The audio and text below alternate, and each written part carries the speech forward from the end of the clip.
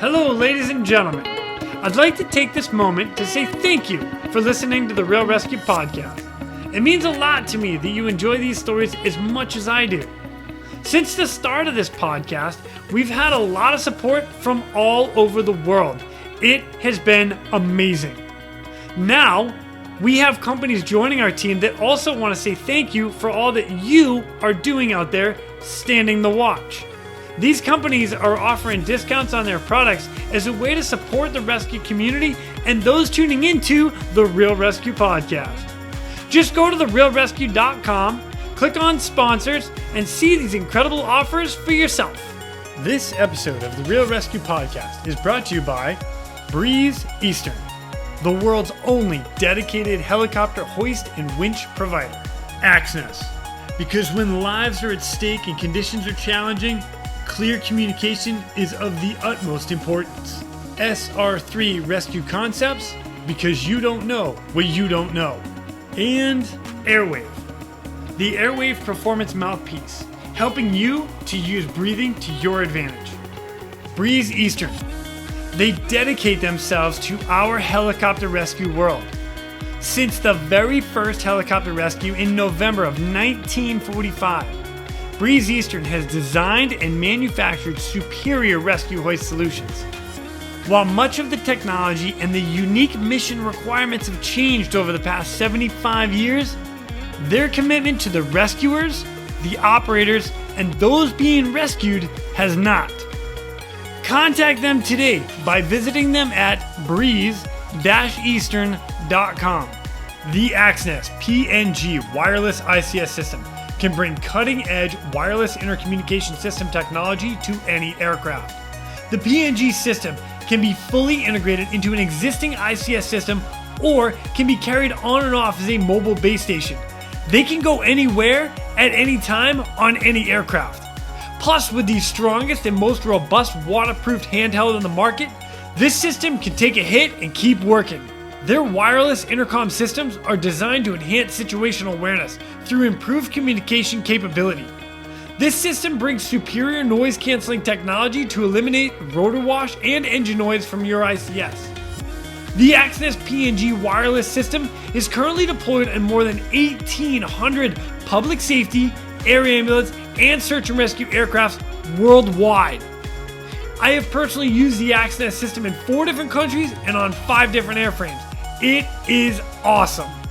If you want more information, contact them today at axness.com. That's AXNES.com. You just make sure you tell them Quinny sent me. SR3 Rescue Concepts is a training company that can help your helicopter training. They train daytime, nighttime, aerial firefighting, hoist, longline, fast rope, rappel, and more. They can assist your program with standardization and safety checks or just an FAA annual refresher. With the certified flight instructor pilots and experienced crew, they are ready to help your agency keep up to date with current techniques, rules, regulations, and equipment. Plus, right now, SR3 is offering 10% off anything in their web store with the promo code, all capital letters, Real ResQ, REALRESQ. Plus, they are offering another 10% from their partners Petzl and their equipment. All you got to do is send an email to info@sr3rescueconcepts.com, mention this podcast, and they'll take care of the rest. And Airwave. What if I told you that you could train harder for longer and recover faster just by wearing a mouthpiece? I know, I questioned it too. Then I gave it a try. The Airwave Performance Mouthpiece is a breakthrough in performance technology that is scientifically proven with over 15 years of peer-reviewed, published research at the Citadel to open your airway by 25% for improved breathing, resulting in a 20% decrease in respiratory rate, an increase in muscular endurance, and 50% reduction in cortisol levels post-workout. Now, what does this mean to me? Well, now I'm able to train harder, recover faster, and be even more prepared for when that SAR alarm goes off. You don't need to take my word for it. Try it yourself and see how you can use your breathing to your advantage. Go to airwave.com or visit them on Instagram at airwave to learn more about it.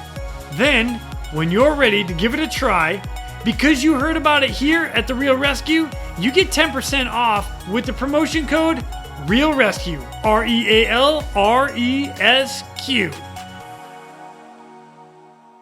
What's up, everybody? Hey, I'm so pumped because this episode was recorded live at HAI Heli Expo 2023. We were at the US Coast Guard booth. That's right. They set it up for a bunch of podcasters, and I just so happened got to be one of them to record there. To make this even better, I had a US Coast Guard guy to come join me. That's right, fellow brother swimmer, United States Coast Guard rescue swimmer, number 558, Mr. Joey Gryzenia. My name is Jason Quinn. I am United States Coast Guard rescue swimmer number 500. These are my rescues and rescues from those of us that put our lives on the line every day so others may live. This is the Real ResQ Podcast.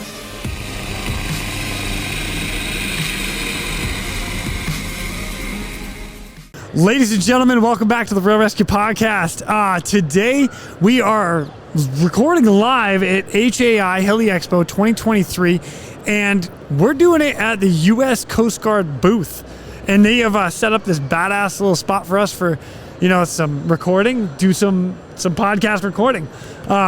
So real quick, I got to read this for the Coast Guard, but we're here at 2023 Heli Expo, and if you're looking for work with a passion of people, an exciting and meaningful mission, then contact the U.S. Coast Guard. Call them directly or go to gocoastguard.com and find a recruiter near you. Now, for us, as far as me and my man sitting with me, that's right, I got United States Coast Guard rescue swimmer number 558. Yes, sir. Mr. Joey Gryzenia. It's me, man. It's awesome, dude. So, it's kind of badass about this podcast right now is the fact that we are two Coast Guard guys. Yeah. And we're at the Coast Guard booth recording for the Coast Guard. At the HAI Expo. People looking around, walking around like, who are these guys, man? I love it. Not that important, but here we are. No, you're an important man. Thanks, Jason. Dude, I love you. Dude, hey, man, take a patch, too. We got people coming up. You got to promote the Real ResQ. Love it. Got to promote it. So, man, we got a whole bunch of stuff to talk about. As a matter of fact, we've got a couple cases that you had in the Coast Guard, and we get a chance to go over some of them. And it's funny that you and I talked offline because you were like, I didn't really do anything. Well, whatever. I don't care. I want to hear your freaking stories, okay? All right, man. I got some stories. I got stories now. I may not have done anything, but I got stories. Dude, I love stories. I'll tell you what, man. Joey, before we get started, give me a little background about you, a little bit of who you are, how and why you joined the Coast Guard, and oh yeah, that's right, you weren't going to be a swimmer. You weren't a swimmer. Was not, no. You went through 2 A schools. Yeah, dude, you just threw like 10 questions at me at once, man. This is a simple-minded dude. You gotta. Where you from? Hey, give everybody a little bit. No, I grew up in a small town in Georgia, man, and it was a good upbringing, but it just kind of gave me like, hey, I gotta get it. I had that feeling I gotta get out of here, man. I gotta do something bigger when I grow up. So. And that's kind of what brought me into the Coast Guard. I had 2 cousins that were in the Coast Guard, and I didn't want to stay in that small town. I wasn't going to college, man. I barely got through high school. College was not going to work. And I was like, military sounds good. Coast Guard sounds good. So that's how I got there, man. Dude, I love it. Yeah, pretty quick and easy. Yeah. So you got in. Like, swimmer was not on your radar yet? Not really, man. What'd you do? Why does that feel like a loaded question? Dude, I love it. It's so funny. Yeah. It's kind of funny because I know what you did. Yeah. Well, it's a funny track, to get to where I got, and it's always, I usually get a lot of shit for it, so. But no, man, I joined, and you're just like anything else, man. You're a young kid. You don't realize that you have potential yet to really do good things, or I think people of our breed, like we in a way, it may sound weird to say, but we feel like we're built for something, man. Like we're meant to do something, right? So I don't think I had realized that yet. I was still just a young dumb kid, and maybe I still haven't realized it. But no, man. So I joined the Coast Guard, and I had this goal, right? Like I was a small, skinny kid growing up in high school, and I was like, I'm gonna be a big dude, man. I want to be like Arnold Schwarzenegger, right? Yeah. So I'm reading all the Arnold books and I'm watching Pump and Iron every day, and I'm just like, dude, how can I achieve this goal? Like, okay, work out every day, and then diet, nutrition. That's a huge part of it, right? So I was stationed on the 378, which is a large ship out in Holland. There's not a picture. This is a small boat picture behind us here. I know they decommissioned the one I was on now, but it was the Jarvis. Coast Guard does have big boats. Yeah, now big the ones, Navy is just laughing at that statement right now. They're like, big boat Coast Guard. There's probably a lot that the Navy can laugh about with our conversation here as we go on, But no, man, I was on a big ship, and I noticed, I mess cooked a couple times where you're helping out the cooks, cleaning the dishes and stuff, and dude, I'm back there, and these guys are just munching on whatever they want, right? They may be serving crap to the crew,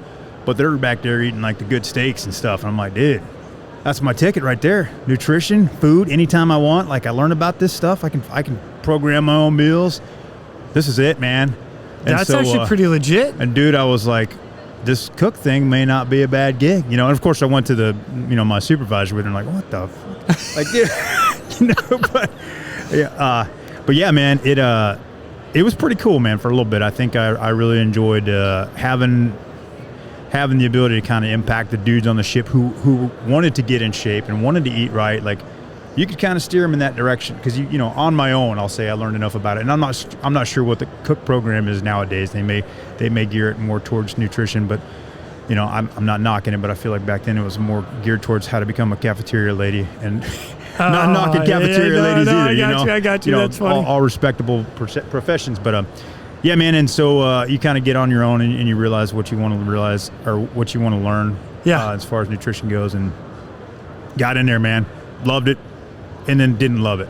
Got it. Cool. I got to throw it out there that you were the honor grad. Out of you asked for awards. I did. You totally said, give me your awards, man. I was the my man was an honor graduate of for health services technician school. No, not health service, food service technician. Food service. I was the cookie honor grad. Now you look at the AST school and there's no honor graduate there, but it's the one you can barely get by. I just barely got by. I was like right in the middle. Yeah, man. Yeah, but no, yeah, honor grad. Yeah, man, it was cool for a bit, and then just like anything else, you got some people that maybe are a little disgruntled up above you, and that kind of trickles down, and just like any bad leadership, which can happen in any rate or any job in the Coast Guard. I was just like, dude, this ain't for me. I had a mess cook, Jeff Callard. I don't know if you know Jeff. I do not. He was like, I'm going to go to ASTA school. So I started talking to him a little bit about it. He's like, dude, you like working out, man. Like, come start training with me. And so before you know it, I'm like, dude, this sounds like an awesome job. Like, this sounds like a job where I could maybe realize my potential, right? Because now I'm starting to get a little old, not older. It's like 2 years down the road, but I'm like, you're realizing instead of 18, you're 20. Yeah, no, I'm 20. Instead of 20, you're 22. Yeah. So anyway, yeah, man, made the change in rate and haven't looked back, man. It was, you think about our careers and what we've gotten to do and the people we've gotten to either impact or become friends with, and dude, it's the greatest job in the world. Oh, dude, I love it. Yeah. I still love it. I love the fly. I love everything about it. Yeah. Dude, totally. Yeah. So that's my track to becoming a rescue swimmer. And obviously that was just the very beginning because, there's a lot of work. Right. A lot of work to go once you make the decision. Of course, everyone's like, oh, you're going to be a swimmer. Yeah, whatever. Yeah. But anyway. That's cool. Yeah, man. So, all right, now you've made that leap. You've gone into Coast Guard Rescue Swimmer School. You've graduated. Yeah. You've gotten all qualified. And for most of the listeners out there, they already know it takes like almost a full year between getting into airman program and then school and then getting qualified. What was your very first rescue? Very first rescue, man. It's definitely, I think for anyone, it's going to be a memorable one. And for me, I can, you're just like, man, you can kind of picture it, sometimes you're just like, it's still in there, man. And that was, 20 years ago, 21, something like that. But my math is bad. That's all good. Yeah, so. Swimmer. I was just playing, dude. I'm playing. No, you're right there, man. I graduate Rescue Swimmer School, get orders to Training Center, Mobile, Alabama. Wouldn't say I was bummed about it. It ended up being a great tour, some great folks there.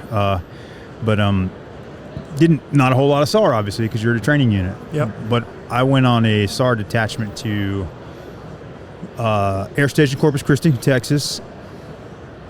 We were there for spring break for South Padre Island spring break, right? And I can't remember where we were sitting when the alarm went off, and we ran out to the plane. Call was basically a young adult male, likely had too much to drink, got pulled out on the rip, and last I seen was this position, whatever, right, from the beach. And so we launch out. There was a small boat station that had launched a small boat, what size, and as we were getting to the area where he was last seen, the small boat was getting there too, and they saw his body and started pulling him up onto the boat. And all right, so it's hot out, right? It's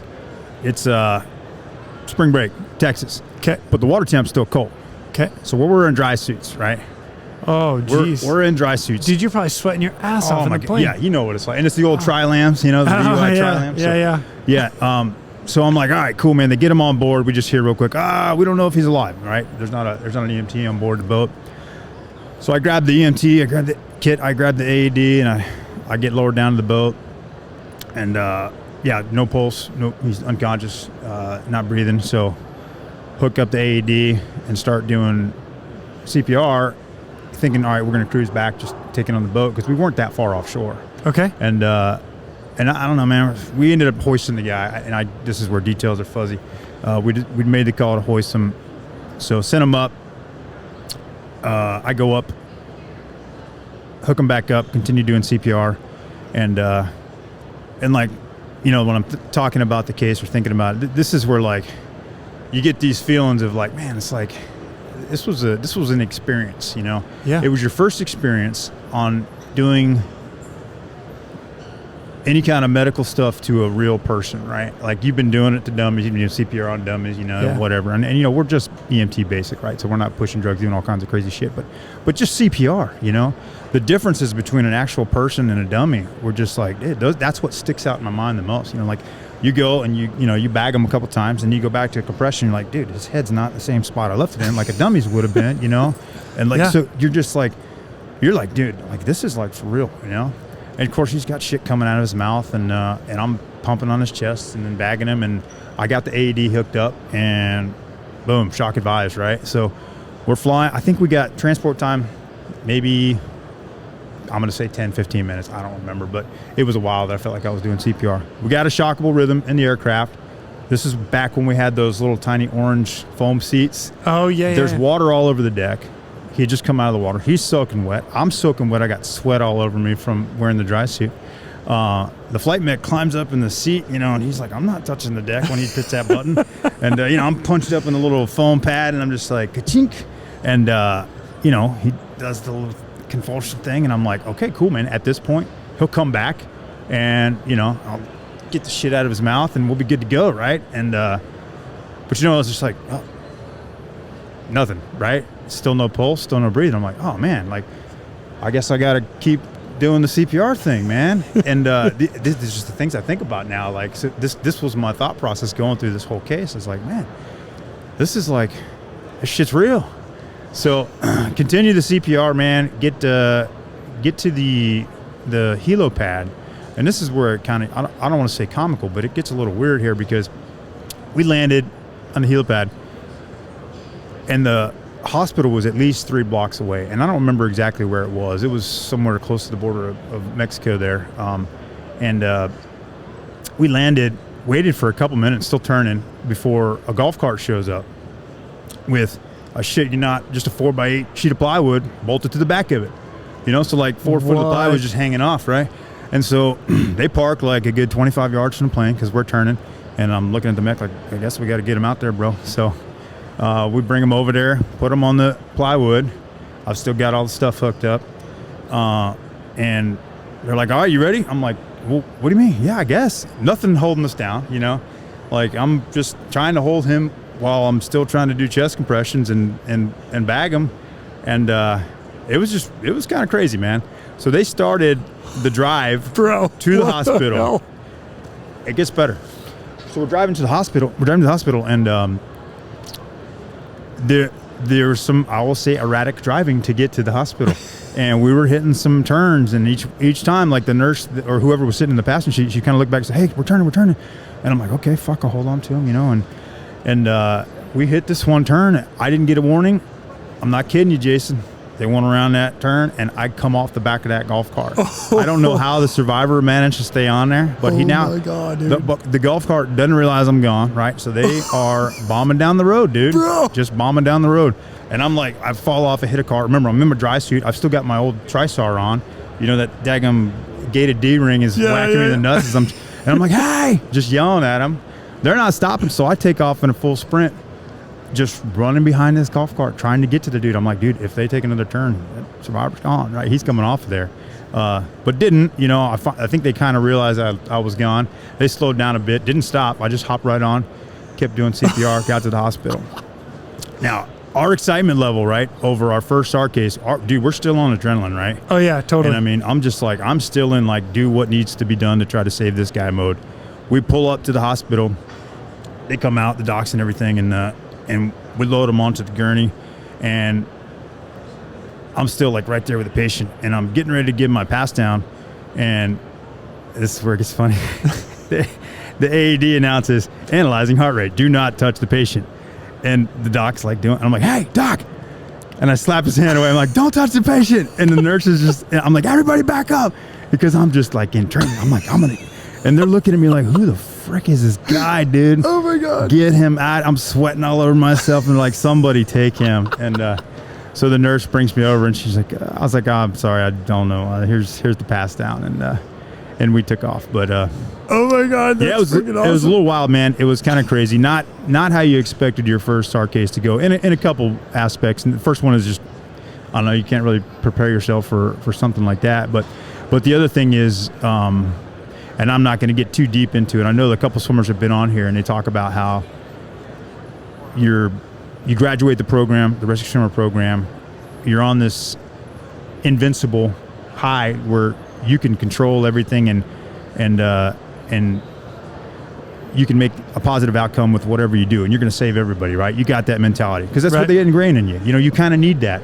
And you know, your very first SAR case, it's a dude who, you know, you did what you did what you could do, but he didn't make it in the end. Right. So that was an eye opener, man. I'm like, dude, like, this ain't gonna be, you're saving everybody, Joey. There's gonna be some dudes that just ain't gonna make it. And I mean, if we had gotten there earlier, could we have done something? You know, like if I had chosen to, you know, hoist them sooner and started compression, you know, you just go back and forth with what you're gonna do. And this was a very simple case, man. I wasn't dealing with a traumatic injury. It was just a drowning, you know. And it was, dude, that didn't go the way I wanted that thing to go, man. It was just kind of wild. That is crazy. Yeah. So I love the fact that you were off the cart and running after it. Dude, they still kept driving, man. It was clueless, bro. But, I am sorry that you know that happened. Like, tough first case. Yeah, no, I mean, it's. I think the crazy thing is when I think about that kid, you know, like, dude, I was probably the same age, 20, 21. I used to wake up in the morning and like shave my chest so I'd look good on the beach for the ladies. You could tell that dude as I'm like, dude, he just shaved his chest this morning, right? Like, I know he did, you know, like he was out with his boys, like, hey man, I'm shaving my chest tomorrow, just strutting around the beach, showing off my six pack, you know. And then next thing you know, like, he didn't make a decision, he's gonna die that day, but it just happened, you know. So damn, it's crazy, man. So it just, I think as a failure, we'll say, being your first case, it can send you off maybe in one or two directions with your search and rescue career. And that could be just you just harden up right away, and you're like, I'm not going to attach myself to any survivor, you know, in any way. Like, connect as in he shaves his chest, I shave my chest, or any simple thing like that, and just almost treat him like a dummy, you know. And I don't mean that in a bad way, and those who aren't in the rescue profession may not understand what I mean, but you're just treating it like training, right? Right. You know, or you can just realize, like, oh man, like that was, I don't know, you can just let that dwell on you, and then take it into the next case, and into the next case, and into the next case, and then just, I don't know, man. I as far as what I'm trying to say there, I think I went the hardened route. There may be a couple different routes, but I was like, you know what, man, like, I'm just gonna do what I can do. I know shit ain't gonna happen the right way all the time, but so after your first case and after something like that, and you were on deployment at the time, like, when you got back to the crew, were they cool with you? Did they, you know, try to talk talk with you. Did you talk to them? Oh man, nah, there wasn't any talking. So that's something else to be said, and we've talked about that here too. What about when you went back to the shop? Oh, of course, yeah. You know, and that's where we talk is, and that's what heals us, Quinny, and you know that, man, from being in an AST shop, and I'll talk a little bit about that when we talk about DECERT later, but you know, just getting back with the guys who've either experienced the exact same thing or could possibly experience the exact same thing. I mean, that's where, not that I needed healing, but you know, like I'm telling the guys, like, dude, like that's fucking crazy, or like, yeah, I felt that same feeling before, or here, you know, here's what you do. So with somebody it, that can actually relate to you and empathize and sympathize both with you. Yeah, and I'm not saying that's the only thing that needs to happen. There's, you know, guys who deal with like child trauma or a child death or something, just something really nasty, man. I mean, maybe they need more help than that, but I didn't need help. That's just kind of how I'm just saying in general, I think that's how we like. That is totally how we do it. Yeah, man, it just makes us better. Yeah. Move on to the next one, right? Oh yeah, constantly. Yeah. Dude, man, solid work, bro. Yeah, well. I'm sorry you lost him. I'm sorry he passed, and I don't think there was anything you did or didn't do either. Just listening to you right now. You just do what you had been taught to do. Yep. You know, it's your first thing. You come into it with zero experience. You know, and then now you got a little experience, albeit a little bit crazy, but it was experience. Damn, man. Yeah, that was the first one. Yeah, got to shock a dude in the back of the helicopter and in water. With water everywhere. I don't touch water. Yeah, man. Yeah, so. So did you feel the shock at all? No, man, nothing. Dude. Perfect. Over ICS, I told the pots, hey, I'm getting ready to shock this dude. They're like, can we do that? I'm like, yeah, dude. We're going to. It's going to happen. So. It says shock. I'm listening to it. Hold the controls if you, yeah. Oh, man, dude. That's pretty gnarly. It's a good time, man. Right on. Well, thanks for sharing, brother. Yeah, no problem, Quinny. That's deep. That's a deep case. It was an interesting one for sure. Cool, very cool. All right, so now we're gonna move on a little bit further because, like I said, I have a couple cases I want to talk to you about, and one of them is so you get an achievement medal, which is pretty cool because I like achievement medals. Yeah, it's. And this one, is this the one up in Kodiak? Which one's that one? This would be the Selang Dayu. Is that the next one? Selang. Because then you went to, then we're going to talk Katrina for a minute, and then we're going to talk Savannah, Georgia. So let's go to this one. Yeah, so after Mobile, I got orders to Kodiak, Alaska, man. Oh, dude, it was such a great time.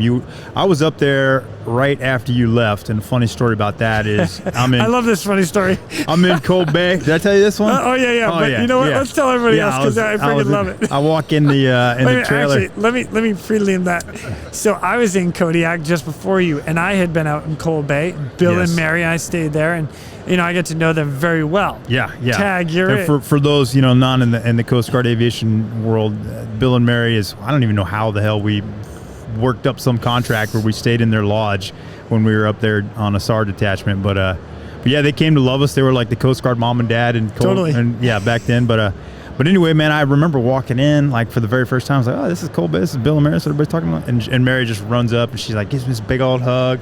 I don't remember if she kissed me or not. She may have. Now, picture Mary is, she's an older lady. She's like 70. So it's almost like grandma or grandpa. Exactly. Yeah. And she's like, oh, you're back so soon. And I'm like, what the? This lady is senile, dude. And she thinks I'm Jason Quinn. That's it, man. She's she totally thought I was you. And then when she realized I wasn't, it wasn't embarrassment. It was just like, disappointment, Like, oh, he's better. Get out of here, But no, that's one of my Jason Quinn stories. Dude, I love it. That's so funny. And actually, the first time you and I met was when you were leaving Kodiak and headed to Savannah, and we met in Humboldt Bay. That's right. Because you would come down to hang out there. I don't know if we got time for that story. We're not going to get into that one. That was a good time. Oh, yeah. We'll just leave it at that. Of what I remember, that was a good time. Yeah. Well, I'll tell you what, man. While you were in Kodiak, you earned yourself a Coast Guard Commendation Medal. And what's interesting about this is because there are probably a lot of people out there that know this rescue, but we get to hear your side from this whole thing, which is, and another side note to this is like, I remember calling up to the shop because I was up there with all you guys. And I'm like, is everybody okay? Yeah. And the word back as soon as I got there was like, yes, everybody's okay. Yeah. And I was like, okay. Let's now that that's there, now let's wait for everything else to come out. And you know what? Let me get into this real quick, and and then you can touch on it. It's cool. Okay. All right. Yeah. So, citation to accompany the award of the Coast Guard Commendation Medal to Dennis J. Gryzenia, Aviation Survival Technician, 3rd Class, United States Coast Guard. Pastor Gryzenia is cited for outstanding achievement while serving as rescue swimmer aboard Coast Guard H-60J helicopter 6021 on 8 December 2004 during a rescue of 9 crew members from a 738-foot marine vessel Selang Day U in Scan Bay, Alaska. Pastor Gryzenia ably assisted the flight mechanic in surrounding substantial pre-flight obstacles, including heavy snow removal, cold-induced electrical abnormalities, and collective trim malfunction to enable a safe launch into this fierce Arctic storm. He diligently maintained the Coast Guard 6021's vital radio guard, continuously switching frequencies from ground stations to ensure the aircraft position and operation status were updated every 15 minutes. A daunting challenge due to the proximity of the mountains, terrain, and poor atmospheric conditions.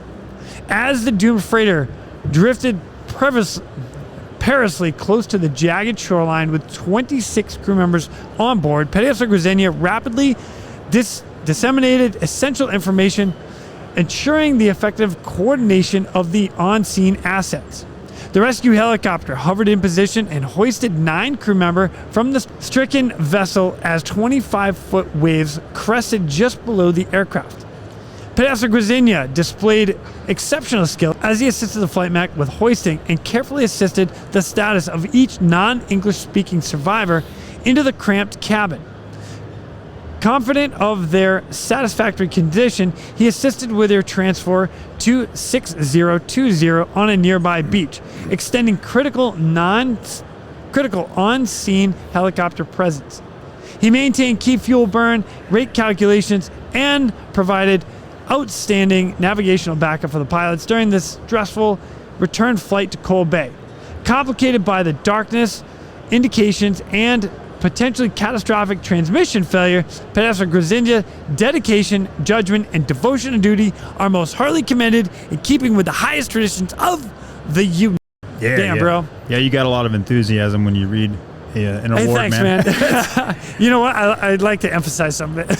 No, it's great. It's great. So, before you get into that too much, here's a little bit of background on the story. The Selang Day U, and this is the big one. They went dead in the water. They lost one engine. They were trying to fix the other engine, and in order to fix the other engine, they had to shut the second engine down. When they shut the second engine down, it wouldn't restart.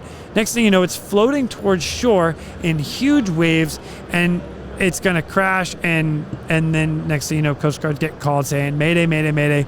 We got 20? It said 28 people on board, 26 people on board. Yeah, game on." Yeah, a lot of guys on the boat. Yeah, 738-foot freighter Selang IU. Yeah, I think they had set anchor, so they were at anchor after they didn't have any power. And, that's so right. It had been holding for a little bit, and I guess they figured they couldn't get things back up, so they gave us a call. We were eating at a restaurant in I think Dutch at that time, and we get a cell phone call, and it may have been a pager, but so we go out to pre-flight the plane, and I just remember specifically that like the wind and the snow was, how that Dutch harbor snow could come in just sideways, dude. Whoa, hey, we got something going on in the background. Get some tunes coming in. The bagpipes. Oh, bagpipers. All right. Still going, or we taking a moment of silence? We'll take a moment of silence. All right. Hands full. Ready to. That's pretty good. Mm-hmm. Man, go with it. Okay, man. Get back to the train of thought. Yeah. So you're in Dutch Harbor. Oh, dude, the weather. Pager. It was just crazy, man. Yeah, winds blowing. I've got, and you asked me to send you a bunch of pictures, and I probably didn't send you many, but I think you sent me 2. Oh, 3. I got 3 pictures. Man, see, I'm overachiever, I guess. No, so I've got video footage from those old digital cameras that would hold like 5 minutes or 5 seconds worth of footage of as we're walking across the ramp to get to the plane. Like you could stand still and your body would just slide through the ice. It's because the wind's just blowing. Oh my God! You. Yeah, man, we took off in some pretty crappy conditions. It was, I can't remember, afternoon time frame. It was still light outside, but visibility sucked because of the snow. And we got on scene. So we launched the 6021, the airframe I was on, and the 6020, which is the airframe that eventually crashed into the ocean that night. We both launched out there. The 20 moved in first. We found the bow was the best place to hoist. So I think they pulled 8 or 9 guys off during their hoisting. They went over to the Alex Haley. Do we need to take a break? We good? No, keep going. They went over to the Alex Haley, and I'm pretty sure they hoisted each one down to the flight deck, right? So the Alex Haley, for everybody out there, is a 378 that was out, I think it was stationed in Kodiak, Alaska. I'm not sure if it was a 378, but it was one of our larger ships that could hold a small helicopter on the back. Not the H-60 airframe that we were in, but and they actually had an H-65 on the back, which we'll find out about later. But so the 6020 hoisted their crewmen down to the boat, and they're like, oh, this is pretty sporty, so maybe this ain't the best option for transporting these patients or survivors. So as they're doing that, we move in, we hoist, I think 8 or 9, whatever the whole award said. Yeah. And you listen to the award, and if you're hearing it from a Coast Guard member, you're like, well, like the swimmer didn't go down, like how, what was the difficult part of the case? And anytime you're working as an air crew like that, the pilots, one of them's hoisting, the other one's doing all kinds of shit, and the mech is doing his, like, you're just you have eyes on everything, right? Right. And when it's that crappy out and you can't see anything, like you know how it is, man. Your head's on a swivel. Oh, you're working. You're doing what you can to, like, if anything goes wrong, you're like, hey, yo, whoa. You know what I'm saying? Yeah. So my involvement was just backing everybody up. You know, obviously to and from we're working comms. We're backing up fuel burn and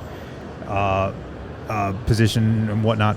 But and as the survivors came up, there was a ton of them, man. I mean, 9 guys in the back of a 60 is fairly tight. That's a lot, yeah. There was a couple of them that were fairly hypothermic, just from they were out on the deck trying to work on some things, getting some things going. But there wasn't a whole lot of medical attention that was needed. It was just kind of getting them in, sitting them down, and in lieu of hoisting them down to the Alex Haley, the ship that was there, we went over to the beach, landed on the beach, and the 6020 came in on the beach, landed next to us. We transported our patients to theirs.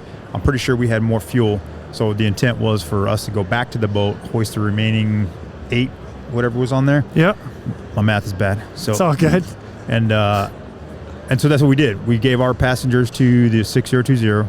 They took them to maybe Dutch Harbor, and we went back to hoist the rest of them. And they weren't coming off. The captain was hell-bent on getting that thing going again. He's like, we're not going to lose this ship, so we're going to make this happen. Yeah. And, we know weather's deteriorating. Now it's getting dark. Yep. And shit's changing, right? Yep. It's getting real. Swells are picking up. I think they were at 25, 30 as we're hoisting, but they're only continuing to get bigger as the night goes on.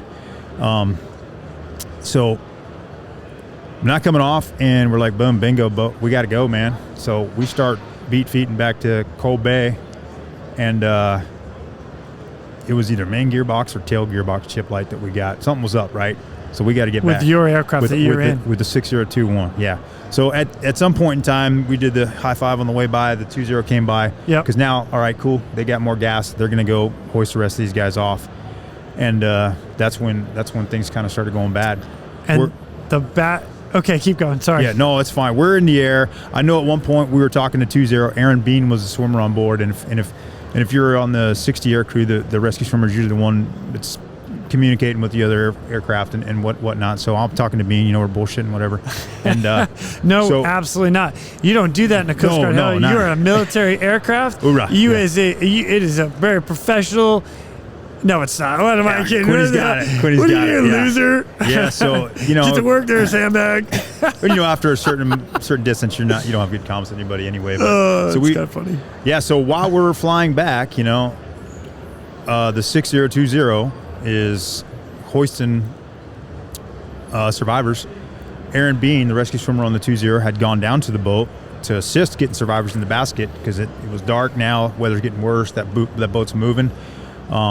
And one of the waves just slammed in the side of that ship, came up over the aircraft and just took it down with them.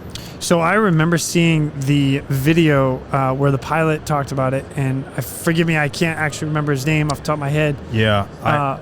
But they were talking about the wave hit the side of the ship, and it went up, and the whitewater from the wave actually engulfed. It pushed the flight mech back in because it hit him, and then there was whitewater all over the windshields, which then went into the intakes and just flamed it out, flamed put it the in the engine, water. flamed the helicopter out.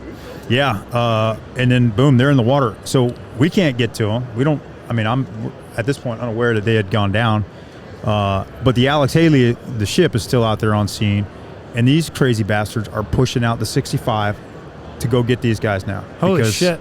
So this is Tim Eason, I think Rob Cornaxle, and oh man, what's the flight? Oh, Greg Gibbons was a flight mech. Okay. And for the record, the 65, and I do have a Coast Guard pilot here sitting with us. You might not be able to see him here in the video, but he is here. And there is there's rules about launching a 65 off the back of a ship in certain waves. Oh yeah, they got limitations, and those limitations were far exceeded. Oh yeah. It was a ballsy move, and you know you take risk versus gain at that point, right? What do we do before we take off? You know, we have our guys in the water. Our guys in the water. Can we save these guys? And there was I don't know the numbers again, 3 or 4 additional survivors that already pulled off.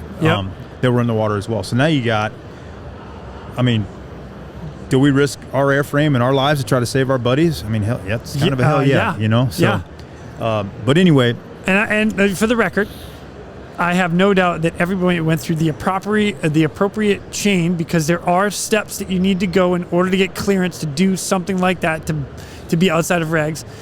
So at one point or another, somebody said, hey, we're going to, can we do it? Yep, can we do it? Yep, we're going to do it. Go. Yeah, the decision was made. They took off. They ended up hoisting the 2 pilots and the flight mechanic. I think they ended up hoisting one more of the survivors that they had pulled off. I'm not sure if he survived or not. But here's the kicker, man. Like, think about this as a rescue swimmer, being on the ship with the captain, because at that point it was just Aaron Bean and the captain on the ship, and you see this shit go down in front of you, right? You just saw your crew in their helicopter crash in the water. It's dark, dude. You ain't looking in the water, say, oh, there they are. You know what I'm saying? You ain't jumping overboard. There's waves just smashing everywhere, right? So he watches all this go down, right? Holy shit. I know at one point he had comms with the Alex Haley. I'm not sure if he had comms with the 65 to know that the guys were getting picked up, you know, because, you know, it's dark. You can't really see nothing but lights and stuff, you know. You're not sure what's happening if the plane's, you know, 100 yards away, a couple miles away. But he's just standing there with the captain on this boat like, holy shit, man. And then the boat smashes into the rocks and breaks in half while Bean's on the boat. Oh my God. Just crazy, right? And this is, you know, like we talked about this. I'm telling someone else's story. I'm not trying to make it out that we're some heroes. This is a story that would be awesome if you could get Bean to tell it. I know that it was pretty traumatic for him.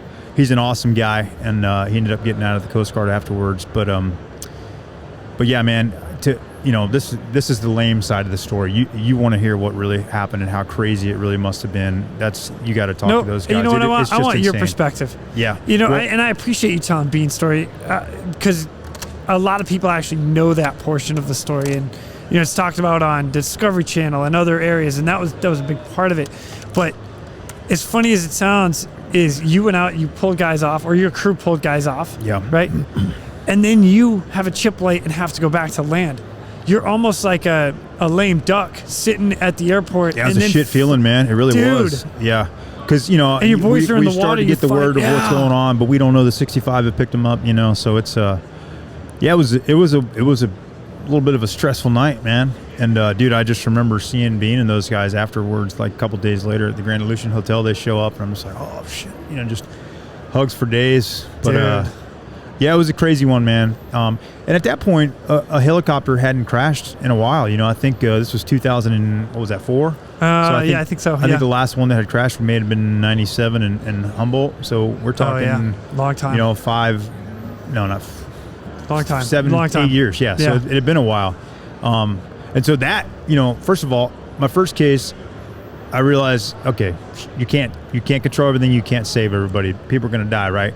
Yeah. And then my second, well, not my second case, but one of my, because this was not too long after my first case, you're like, oh, like we can die, you know, not just like not just the survivor may not make it. Now we're going out. There's there's a chance that we may not come back, you know. So that was just another, like, dude, like this job ain't just a fun job. I mean, it is. It's a great job. Oh, you know, it's an awesome job. But there's shit can kill you. You know, it can be stressful.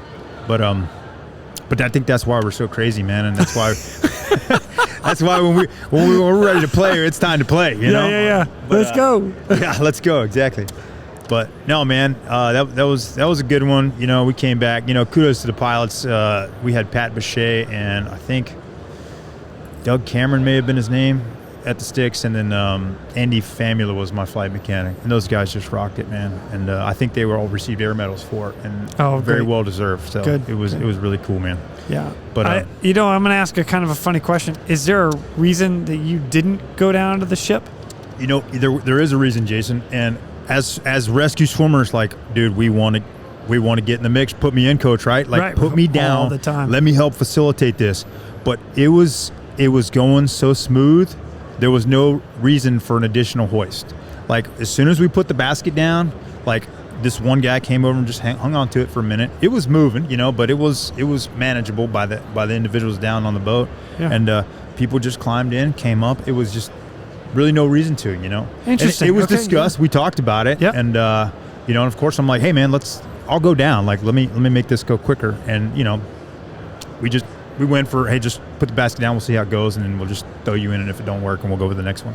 But it just wasn't needed. And, yeah, I got you. And you know, that makes us feel like, oh, dude, like, yeah, what did I bust my ass to school for nothing? Man, let me go play. But nah, man, it was all right. And you know, I was fine with that too. You know, I wasn't like, I'm not gonna put me down. But it was just wasn't needed, man. You know, and there's a lot of good talk about that. And as a matter of fact, you know, actually, we can touch on a little bit more. It's like, you know, having a guy that's trained, that knows what they're doing on deck, is such a huge asset for everybody in the air. Yeah. At the same time, I'm totally with you. You know, to give you one of my stories, I went down, and I don't want to take this away from you, but I went down to a ship, and I had a medic in the aircraft. And it was Clear Blue 22. The dude was having like appendicitis or something like that. And I was like, well, you don't need to come down. I'll just hook up with him and come right back up. Yeah. So we can do 2 hoists versus 3 or 4. Yeah. And that's what we did. And I don't think that was a poor decision. And I got back to base, and my medic was like, dude, I would have loved to have gone down. I was like, oh, what? My bad, dude. My bad. Yeah. Like, I mean, it's cool to go out there and do your job, but man, it's an additional risk, right? Another hoist is an additional risk. Agreed. And another reason why we had done it is because so this wasn't their first time seeing this evolution, because the 6020 had already gone in there. Bean didn't go down the first time. They kind of just had it. So they had a system in place, you know. Oh, nice. So as we moved in, you know, we kind of talked to them too, and they're like, that's why it just wasn't necessary. They had it dialed in already. Yeah. So cool. Yeah. And for all of those agencies and countries out there that don't use a rescue basket, that's one of the reasons we use it. Worked out great. Yeah. It worked out great. Yeah. I am picking on all my friends that are like, oh, we don't need no rescue basket. They're probably all here right now at the HAI. Bum rush to the booth here. Right. As soon as I publish this, they're going to be like, that's bullshit. Yeah. Yeah, man. Oh, man, it's funny. Well, I'll tell you what, dude, thanks for sharing that, man. Yeah, man. No problem. It's interesting. Like, I get another perspective of that side of it. So yeah, well, like I said, man, if you ever get some of those other guys on that can, you know, tell their side of the story, it was a crazy night, man. It really was. Yeah, dude, I would love to have that. But now we have you guys you and telling your side. So I appreciate you coming on and doing that. Yeah, thanks. So let me fast forward a little bit more, because now I'm going to get into Hurricane Katrina. Yeah, Hurricane Katrina. Now, you were not stationed in New Orleans. You were still stationed in Kodiak. I had transferred out of Mobile and was stationed in Alaska, yeah. Yeah, so here's what's funny about this is that you got a little article here written up in the Kodiak Daily Mirror. Yeah. And the funniest part, I'm not even going to read any of the article, just the caption right here. It says, hot situations. Kodiak rescue swimmer Dennis Gryzenia hops aboard a Coast Guard hops aboard a helicopter at Air Station New Orleans. Rescue swimmers wore much skimpier wetsuits than they do in Alaska. Oh, yeah. Which led to some sunburns for the Kodiak crew. I'm not sure why that was the caption for that photograph, but for those can't see it, it's a picture of me next to the helicopter with a very tight rash guard on, and I think maybe my wetsuit's down, and I'm probably fully flexed there. You know what? You look pretty looking man. large, dude. I feel like I was probably a Kodiak heartthrob for the next couple of weeks after that article came out. A deep breath. Puff that chest up a little higher. You know how to do it, man. Rotate just a little bit. Make your waist look a little skinnier. We've done this before. Yeah. I don't know what you're talking about. Yeah. So, all right, you got down to Katrina. Now, we've had some guys on here that have talked about Katrina. Yeah. I love the stories from Katrina, and actually there's a little joke right now that I like to say to you is that everybody went down to Katrina, got an award or something, and you're like, no, they didn't. Yeah. You know, everybody that was at Katrina got their air medal or DFC. And you know what, man? I'm not taking away from any of that. A lot of those, man, there's some pretty incredible search and rescue cases and just sorties and just whole days and missions of work that people did that truly deserve some medals. And on that, like me and my buddy Matt Kuiper out of Sitka and Will Milam, who's here at the expo today. Yep. We all went down there as a swimmer deployment to help out with the the Katrina cruise. We got down there probably about a week after like it had really started getting real. Gotcha. So at this point, you're still going out on sorties and picking up some guys, but you ain't coming back with 40, 50 people. You know, you're coming back with maybe 4, 5, 10. So our numbers weren't that extravagant, but the ones who we were picking up had been out there longer, and they're just desperate to get the hell out of there, right? Yeah. You talk about dehydrated, just ready to get, just hot, just sweat, just nasty, you know? So, well, I'll tell you what, give me 2 of your rescues, just 2. 2 at Katrina? Yeah, just that kind of stand out to you. Maybe 3. I'm trying. I don't know. You get launched. I mean, you got everybody. It's like I'll tell you one. One. I like one is what I can think of that just kind of stood out, and that was I was flying because we flew with 60 and 65 crews there. Yep. And I had been flying in 60s in Kodiak, and so we launched out on a 65, and I have no idea who the crew was at this point, but we were kind of going from house to house, and there was one where there was an old man just sitting out on the porch, right, and he was like just waving, but it wasn't like a urgent. So help me. Yeah. But there was a line of houses with a couple other folks that were just sitting on the porch, and so we're like, okay, man, just you go down, like we'll put the swimmer down, go talk to this first guy, and then if he needs a hoist, if he needs help, we'll bring him help or hoist him out of there.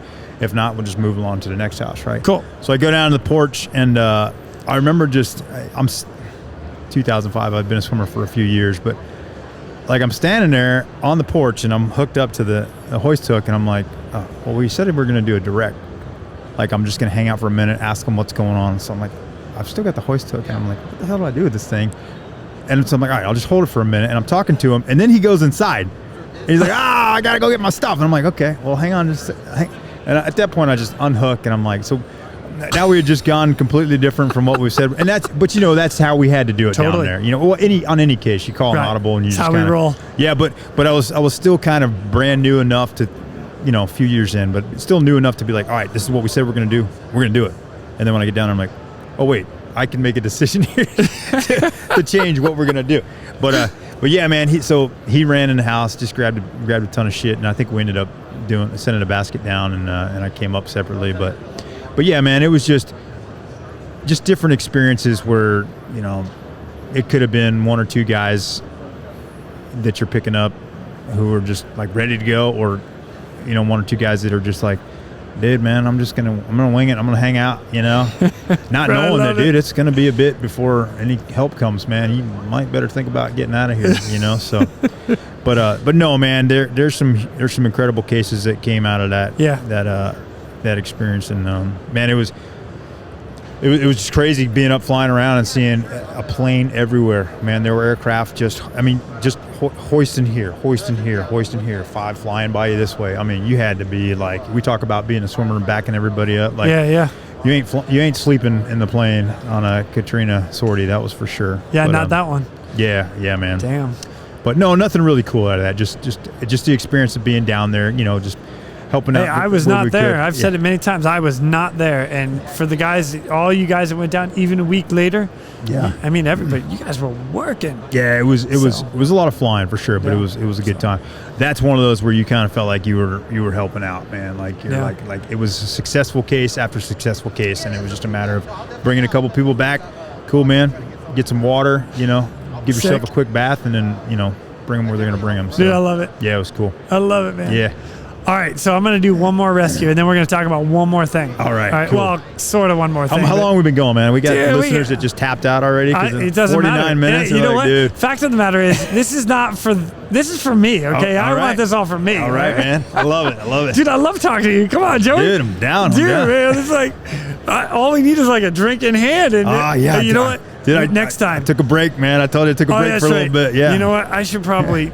I did take a break for a while, but last night I couldn't help myself. I'm at HAI. We're at the MD party. What can I say? Yeah, you're telling, hey man, come to the HAI Come Expo, on. man. There's free booze, and I'm like, no, man. But anyway, dry right now. Damn yeah, it. it's all good, man. It's good all for me. good. I'm getting in Yeah, shape. you know what? I don't blame you, man. I'm very limited now. So you it's got to good. break free every once in a while. Yeah. Well, I'll tell you what. All right, so let's go over this one. So you earned yourself another achievement medal, but the cool part about this achievement medal is you were not on duty. Nope, not You on weren't duty. even working. This was like, I'm on liberty. I'm doing my thing. I'm just hanging out. I'm paddling out in the ocean, Yeah. and some shit happens in front of you, and let me get into it, dude. This is sickening. Okay. So, citation to accompany the award of the Coast Guard Achievement Medal, Gold Star in lieu of third, to Dennis J. Gryzenia, Chief Aviation Survival Technician, United States Coast Guard. Chief Petty Officer Gryzenia is cited for superior performance of duty of the morning of 22 March 2016 in a rescue of a drowning man while off duty at Tybee Island, Georgia. A paraglider was operating in the nearby area when the pilot inadvertently reduced throttle and began to rapidly lose altitude and drift offshore. As the glider plummeted into the beach, the pilot lifted his legs as the spinning propeller attached to his back struck the ground and failed catastrophically, launching the man into the water. Simultaneously, the pilot's parachute landed in the water and was caught by a swift-moving current, pulling the man under the surface. Chief Petty Officer Gryzenia, having witnessed the crash while kayaking nearby, disregarded his own safety and immediately raced to the stricken man. Another rescuer close to the man arrived on scene and immediately tended the man as he struggled to keep his face above the surface. The man was being pulled down by the engine and became increasingly entangled in the parachute rigging and was unable to free himself from the equipment. As the other rescuer and survivor struggled to make their way towards shore, Chief Petty Officer Gryzenia immediately set about disentangling the man's parachute shrouds, took them aboard his own kayak, and began paddling fiercely against the current to reach the shore, saving the man's life. Chief Petty Officer Gryzenia's diligence, perseverance, and devotion to duty are most heartily commended in keeping with the highest traditions of the United States Coast Guard. Yeah, there it is. There's that Quinny enthusiasm. Dude, I freaking love it. All the adjectives they use in these awards, man. It's all. Some of them are really good write-ups. Other ones you're like, oh, I gotta make it work. Yeah, but yeah. It's funny too, man. When you're hold on, real quick, ready? Brett Fogel's in the house. Whoa, right now. Brett Fogel! Brett Fogel, Come on in, man. We're filming right here. We're going live. We're live here, man. We're kind of Look at live. the mustache on that guy, man. All right, Yeah. just put the headset on and you get to listen Get in to there, Joey's Brett. story. Get in there, brother. Yeah, Right? if you got- Dude, Yeah, this you know is what? so I'm glad Brett's here because when we do talk a little bit about DECERT, we can have him chime in, man. Oh But, yeah, okay. You know but, what, Brett? Give me a check. Just start talking. Check. One more How do I time. sound? How do I sound? Oh, You sound really good sound right like now. You look Good. beautiful, man. Ladies and gentlemen, I feel Brett good. Fogel's in the I house. feel good. Brett Fogel. He was on the podcast already. We had some badass stories. I don't have the episode up that's in front of me that you were, but sick. Right now, we're going to come back to you, all right? So, story. There he is. Yeah, there he is.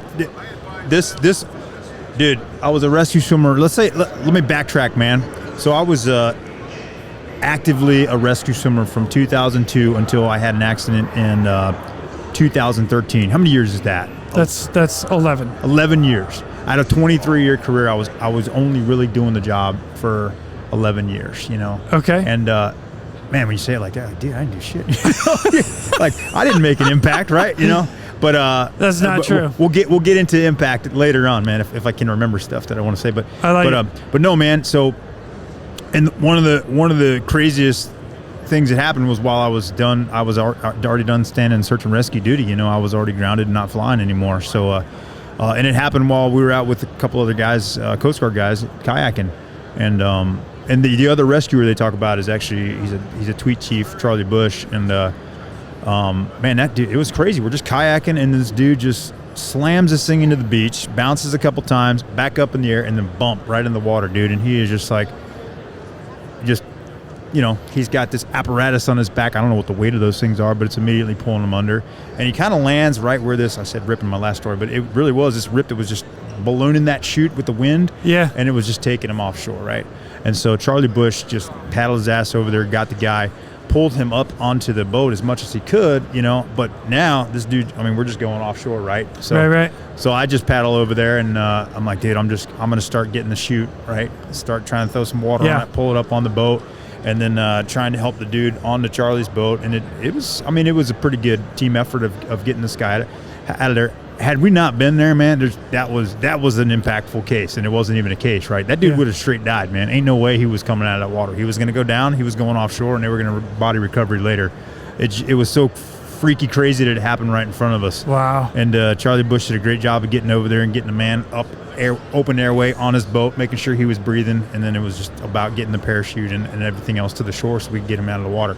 So you got reverted back to like swimmer school, and you're like, parachute disentanglement, parachute disentanglement. Yeah, I was thinking, oh man, should I just jump out of my kayak here and just do what I know how to do? And I'm sweeps? like, nah, man, like I'm in a kayak, bro. It's kind of nice in here because it was chilly out, you know. But no, we get the dude to the beach, and he's just, it was just the weirdest thing. He's just like, man, this thing's all damaged. My equipment is just, and I'm like, dude, you just almost died. And it wasn't a thank, you know, we weren't looking for a thank you, but he was just almost pissed because his shit was broke, man. He's like, I don't care. I just died. Look at the damages. You know how much this costs? I'm like, oh man, let's get the hell out of here. So, you know what? Let me ask you this. It's kind of funny because that's actually hilarious. How did this make it to the Coast Guard? Like, how did I mean, it made it to an award. You know, I'll tell you how, because we weren't actually on leave. We were on it was a Friday Chiefs call, and okay. And I'm the morale guy, man. I was shocker. I set up all the Chiefs calls. Yeah. but no, I set up this Chiefs call to go kayaking, and so we were actually alternate work location, right? And oh, nice. Call it, you know, I like it. Kayaking around Tybee Island, Georgia, and then and so when we came back, obviously, you know, some guys were talking about, dude, like this guy just crashed his paraglider right in front of us, and then of course they start talking about it. Yeah. And it's funny you bring that up too, man, because you think about the search and rescue cases you had, and some of the really crazy ones where you're like, dude, we almost just freaking died. Yeah. And like, we're not out there trying to get awards, right? But totally agree. But it's funny what you get recognized for. You know, like some of the shit that you just, oh, dude, like it may go unnoticed. You know. Yep. And then some of the simple stuff or just happenstance stuff, like it becomes a thing, and you get some award for it. Yeah. Like, okay. Well, that's cool, man. I would call a lot of the award systems a bit of an opinion. Yeah. And they're more objective versus subjective. Did I get that one right? Or subjective versus those always objective? confuse me, man. Brett, you want to jump in on that, yeah, bro? Hold on. Yeah, I agree with all that. The award system. Yeah. Well, is it objective? Is it objective or subjective, or subjective more than objective? Brett does not object. It's B. B. Okay. All B. the above. Yeah. You know, and as you become a supervisor later, and you start to, you're the one who initiates or writes these awards, like, you know, like, man, like it's really just up to whoever isn't, not really, but, you know, up to whoever's in charge. I mean, or if it receives any kind of publicity, you're always going to get some sort of award for it. Yeah, because that always drives a little bit of it. Yeah, but again, I do. I mean, none of us would say I won an award out of something. No, It's just kind of how it falls sometimes. So. Well, and we actually talk about it here all the time. Is like every one of us are able to do that job, and every one of us is on duty when the alarm goes off, and we go do the job, and that's all there is to it. Yeah, man. Yeah, so something like that, it kind of seems silly that you're sitting there reading an award for it. You're like, but it's it's pretty badass, man. And the fact that you're recognized for it is, I really like that. Yeah, cool. Thanks. That was cool. The Coast Guard to do it, the command to do it, and dude, nice job, man. Yeah. Kayak it all. You don't need no helicopter. Kayaking. Exactly. Bro, that's awesome. Yeah, man. Well, thanks for sharing all your rescue stories with me, man. That's pretty badass. Yeah. I'm not done with you yet, though, because I'll tell you, there's a couple things. One, I really want to say a super thank you from me personally, because you designed the back of the shirt for the Real ResQ. Yeah, man. And Had fun doing it with you. dude, it was I literally, to give you everybody a perspective of it, I literally pencil scratched something on a piece of paper, and I was like, Joey, this is what I'm thinking. What do you think? And he's like, what is this? And I'm like, well, it's what I'm thinking. And then tag your rate, just design it. And dude, you did a badass job. And Thanks, brother. Appreciate it. I Yeah. appreciate it. Yeah, So, I'm not a math guy. I'm not the, the knowledge may not be there on certain things, but you throw me some silly looking stuff, and I'm artsy fartsy, bro. I'll get in there and we'll try to make it look cool for you. yeah. Yeah. Brett's leaving us. Brett's out. He's leaving. All right. Later, Okay. Brett. Yeah, man. So with that, the stuff you're doing, Stronghold Arts. Stronghold Sign Arts. Stronghold Sign Arts, Yeah, sorry. I made the name really confusing that way. I wouldn't get more work than I could handle, but then next thing you know, I'm getting more work than I can handle, which I'm not complaining about, man. Yeah. The support from everybody, especially in the military community for my work, has been insane, man. It really has.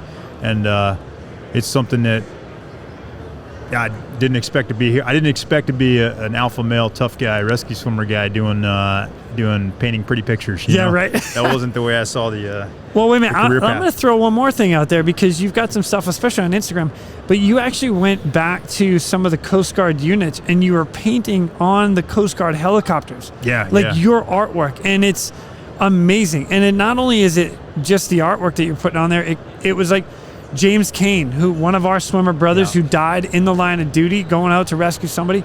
That was a way to remember him. Yeah, we did on that the for his side of an memorial. aircraft. Yeah, man. That's something really cool that this has blossomed into. Is the fact that now that I'm retired, I have time where I can go to different units and do aircraft on the artwork for them, and that's I do that. It's kind of my way of giving back. That's a cliched way to say it, but there's no charge for that. I just enjoy going out there and doing it. So Yeah. if any of the airframes or any of the units out there are looking for some sort of artwork and have some ideas, man, just let me know, and if we can work something out, we will for sure. Dude, how does anybody get in touch with you? So my Instagram is Stronghold Sign Arts, and my Facebook is the same, Stronghold Sign Arts. Okay. And we'll have a website up and running here within the next week. I've been saying that for a year. But, Yeah. But yeah, man. It's coming. Yeah, It's coming. It'll be up and running. But Nice. But no, the fact that I can do that now is, dude, we talk a little bit, I don't know if we talked about impact and what that word really means to me.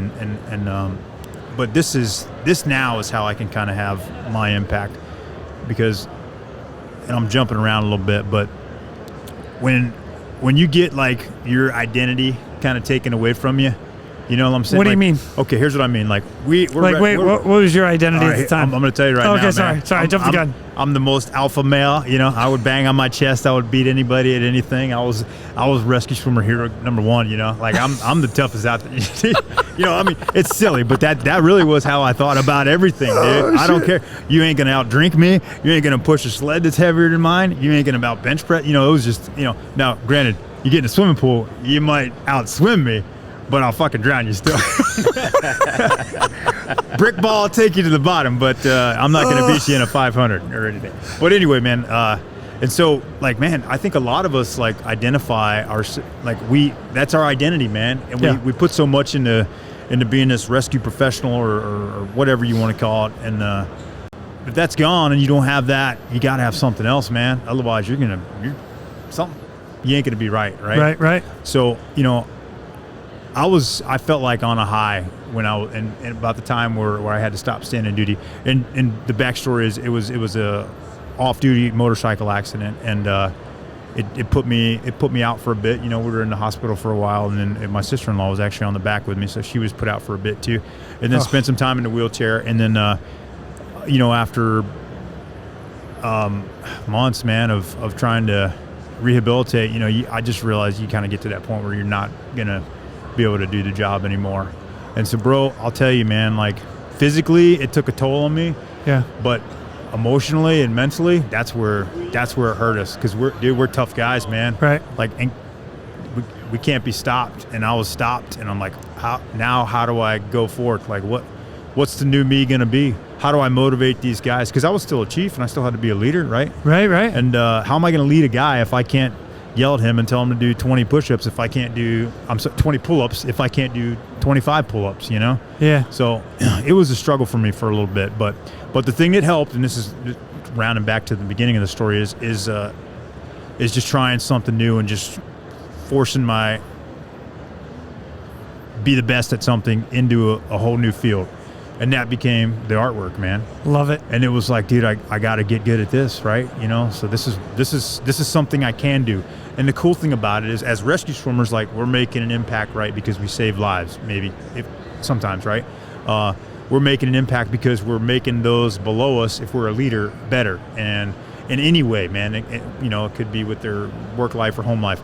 But now I'm making an impact because I have the ability to like capture someone's career in a piece of art that they can reflect on and be like, dude, like, man, that piece really means a lot to me, because it brings back all these feelings of how I was important and how I did all this good stuff, and I was a really good, whatever, like of them at their best, So it's cool to be able to do that with the retirement artwork and shadow boxes and stuff, and then just anyone in general that's looking that gets the artwork, that uses it for a reflection of what they accomplished. It's rad, man. And doing it on the planes too, like you said, and being able to memorialize like our swimmers or anyone that we've lost is dude, that's just a bonus, man. I enjoy doing it. Dude, so. It's awesome. The pictures that I've seen, they're amazing. Yeah, man. It's been really cool. Brett was out there with us in Astoria when we did the Astoria plane. And sometimes it's not always to memorialize someone that we lost. Sometimes it's just sit there with the crew, hang out with those guys and just hear them talking, the younger guys. Yeah. They're watching you paint, and there's that camaraderie is back, and you're just hanging out. And then they just, all of a sudden, something happens. They take pride in that plane, right? This plane has got some custom artwork on it, dude. This, we're gonna shine this one up and bring it to all the air shows. Yeah. And it just takes pride in that plane, and then they take pride in their work, and they take pride in all the other planes. So it's got a trickle down effect. It's impact, man. It makes an impact, and it's really cool. Bro, I freaking love it. Yeah, man. So speaking of impact, I want to go one step further. Let's do it. Brett, the man, Fogel. He actually talked about this when we had on our episode, and that is Rescue Swimmer DECERT. DECERT, baby. And what you've done, what you did. What we've done, yeah, man. Well, I'm going to start with you. Okay. Because it started with, dude, I'm going to bring some friends. Did it not?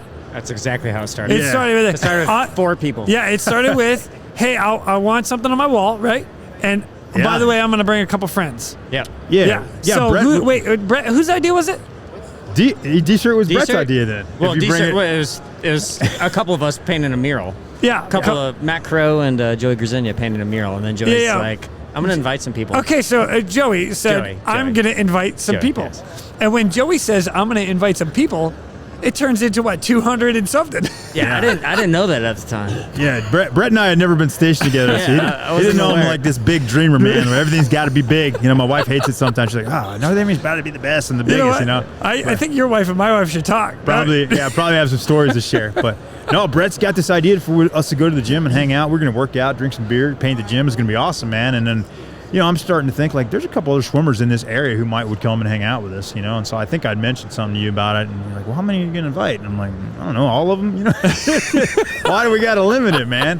And, dude, so the initial thought process, and for those that don't know what DECERT is, it's basically a retreat event for Coast Guard rescue swimmers, either active duty, retired, separated, and their families. And it's a weekend event that we put on. We've only done one, but the intent is to do another one. And the thought process was, we talked about going to a shop to debrief, right? Yeah. Get everybody together, get that shop together, and give the guys a chance to debrief or just hang with one another again, man, to get that feeling of, whatever we strive for, right? And it was a complete success, man. It was awesome. Brett, me, Brett, and Matt Crow and Steve Gonzalez and Steve Rich, man. Like, as we started talking about it, we kind of like, man, I think this is, like, we want it. Like, we want to get together with the brothers, Yeah. If we're feeling this, I know the guys, there's got to be others feeling it. And as soon as we started getting the word out, man, it was like, oh, yeah, bro, we need to get in on that. And, of course, we wanted to make it a thing where it was fairly stress-free for all the guys. They could just come, not have to worry about costs other than travel and lodging. So we got to work at trying to get the thing sponsored, man. And this may turn into a little bit of a pitch because go for it. We've got, actually, Brett and I are going to talk tonight. 2024 plans for DECERT. We don't have a location yet, but we've already had a couple swimmers start throwing money in because they're just pumped That's to get awesome. it going. So we had some amazing sponsors last year. Dude, it'd take me forever to list them all. It was a lot. Yeah, I wish I had. Maybe if when we post this, we could list all the sponsors. But just off the top of my head, LSC, Spencer Innovations, Brett's Chairman of the Training Post, our company Stronghold. Real ResQ I'm podcast. getting to it, bro. I'm getting to the. I was at the bottom though. That's cool. No, man. And I mean, I've missed a ton, and just walking around HAI, it's been cool because I'm like, oh, dude, they pitched in for DECERT. I want to go and talk to these guys. Yeah. Sweetlick put in. Yeah, man, there's a bunch of companies. NFW there watches. was a lot. Yeah, you know what? You made a T-shirt with everybody that we did. donated. We had, man, and it was wasn't sick. just the companies. Once we kind of got the word out of what we were trying to do, all the older swimmers, and younger, they want to. They're like, dude, I want to help out. Like you're taking the burden off of me going and having to pay a tab when there's a million people together trying to drink a beer. Right. Like let's put money towards it and we'll throw it in one pot and we'll get it all set up. And I don't say that to say and Brett can back me up. It wasn't designed to be a let's all get drunk and hang out together. Take shots and have the bar paid for. Yeah. It was we put some thought into it, man. Like what would help the guys connect the most when we get there? What do we love doing, man?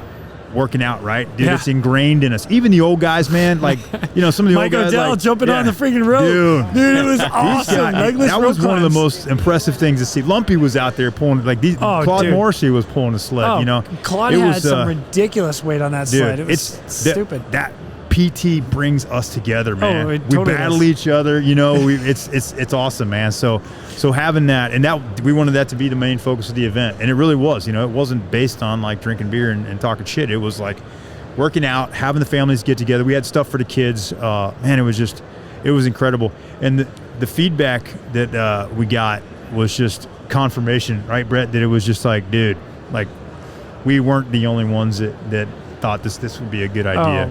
I mean, for weeks afterwards, I was getting emails. I'd wake up, there'd be 10 new emails, and I'd blast them to these guys and be like, holy shit, man. And we're talking emails from the wives, as well, from the families, just saying how, dude, my husband needed this, or, my kids needed this. They needed to get around these other kids and realize that, dude, I mean, because, we just connect, right? There's just a connection there.